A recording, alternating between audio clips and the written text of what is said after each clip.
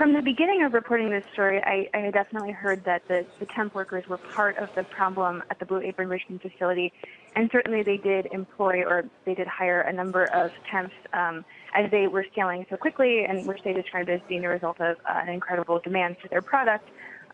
It seems clear to me that they did have a number of temps around. I reached out to all of the temp agencies that I could find by name, and they were not interested in commenting on this story. So it's hard for me to say exactly what happened in that relationship. I also know that there was sort of a discussion about whether or not they wanted to continue to use temps. I know that they have, at least as recently as the beginning of 2016, used some temp agencies. I don't know if they were the same ones or not. Blue Apron, as far as I know, does do pretty traditional background checks for the employees it hires directly. I think in this case the problem was they were not able to oversee how the temp agencies were doing their hiring. Right. So whether or not they were doing background checks to the same exactitude was the problem, I think. Carolyn, taking a step back, this seems a bit strange in that Blue Apron's clientele reasonably upscale. I mean, they're targeting mostly urban professionals, but the working conditions as described in your piece sound worse than what you would expect to find at most grocery stores where just everybody shops. So is there some breakdown in the business model here? Are they not managing that correctly? Do you think it's mostly an issue of growth?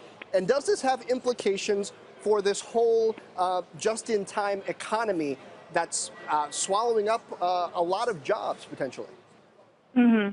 Well, I think when we think about Blue Apron and the product that they're selling, we generally think about the way they market it, which is to focus on the organic local farms that they rely on. And I know that that's something the company is very interested in, is bringing more of that kind of produce and food supply to people's homes and kitchens, which is great and very interesting. But I think you have to acknowledge that in between those farms and the box is actually landing on people's doorsteps, there is a system in place. There has to be a system in place by which those boxes are packed.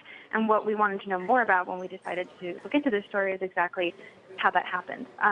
So we compared their health and safety record to other meal kit companies, so Plated, HelloFresh, Chef, and in the story we found that while some of those companies do have one or two violations here and there, none had quite as many as Blue Apron does.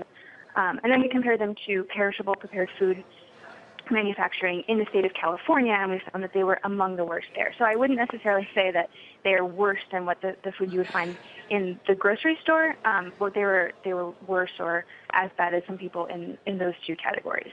Caroline, Blue Apron has a reported valuation of around $3 billion. It's expected to potentially go public over the next year.